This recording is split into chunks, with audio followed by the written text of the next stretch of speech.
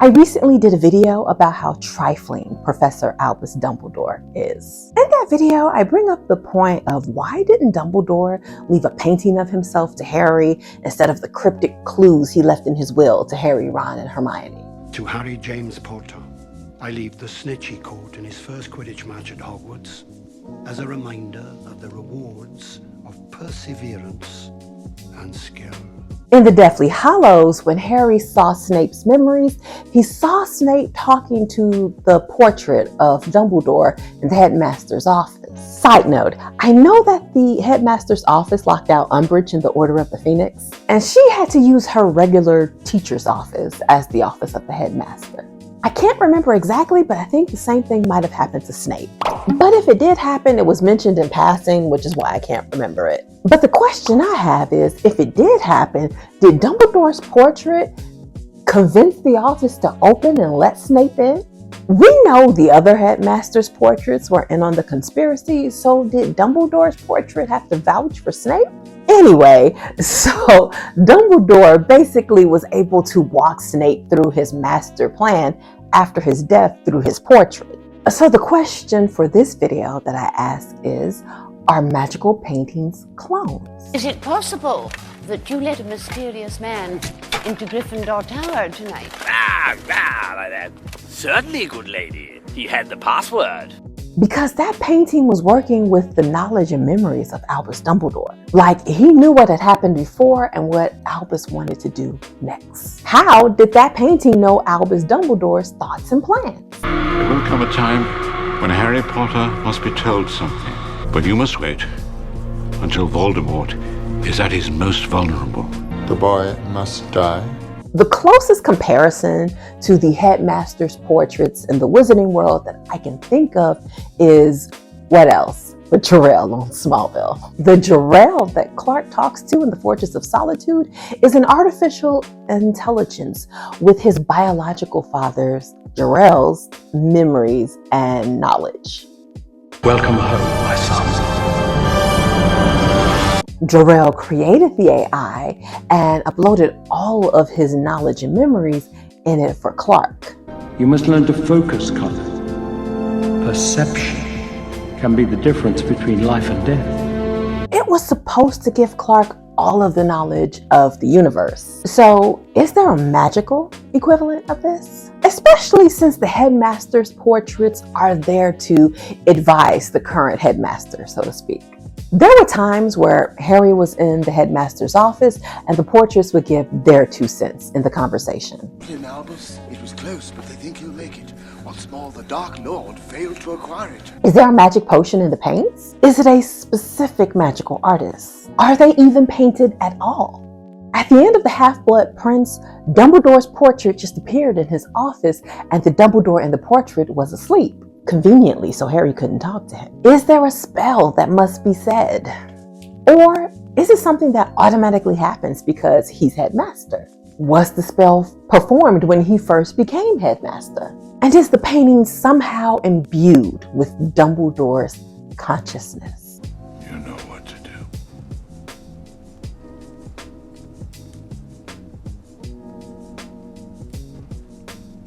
She's coming back. Is that with her?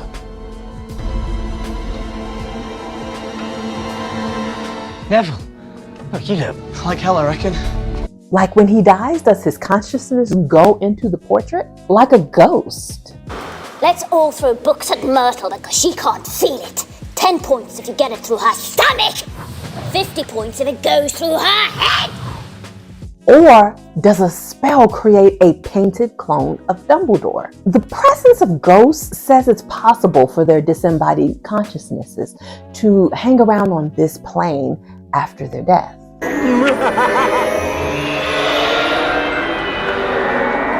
Then there is the fact that these paintings are all made after the headmaster's deaths. Because let's talk about the other headmaster portrait that was Sirius's ancestor, Phineas Nigellus Black. There was a portrait of him at Hogwarts, but also at Sirius's house. It was not only the same portrait, but sometimes he would travel from portrait to portrait and sometimes leave the canvas blank. Phineas! You must go to your portrait at Grimmauld Place Tell them that Arthur Weasley is gravely injured, and his children will be arriving there soon by portkey. So that established that there was only one subject for every portrait of the same person. Hermione didn't want to leave Phineas's portrait behind because she didn't want him to spy on them for Snape.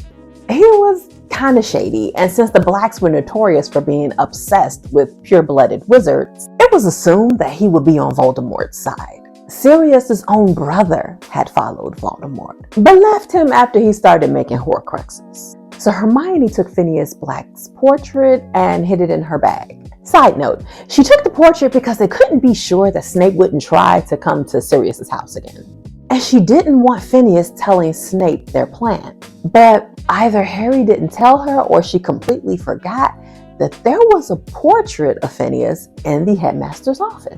Like, in the Order of the Phoenix, it was his portrait that went to Sirius's house and alerted the members of the Order of the Phoenix there that Arthur Weasley had been attacked. So bringing him with them was just as bad as leaving him behind. She covered his portrait with a cloth so he couldn't see them, but he could still hear them, which is how he still knew where they were and was able to tell Snape. And that's how Snape knew where to put the Sword of Gryffindor.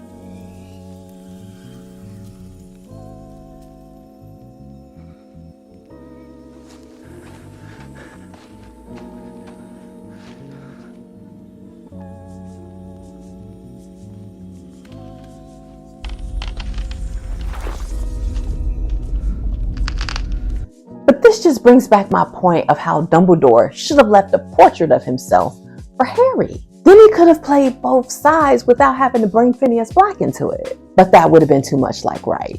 Back to other paintings and consciousness in the wizarding world.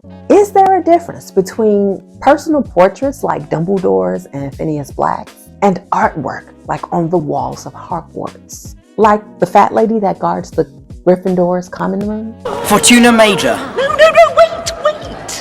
What's this? Does she have the consciousness of the model who sat for the portrait or the subject she was portraying? And I saw who is his name. It's him, headmaster. The one they all talk about. He's here, somewhere in the castle. Sirius Black! There are so many questions that come up from just this one object. But what do I think? I think because these headmaster portraits only appear after the death of the headmaster, that it's possible that they are imbued with the consciousness of the subject. Put that light out! Sorry. Are you deaf?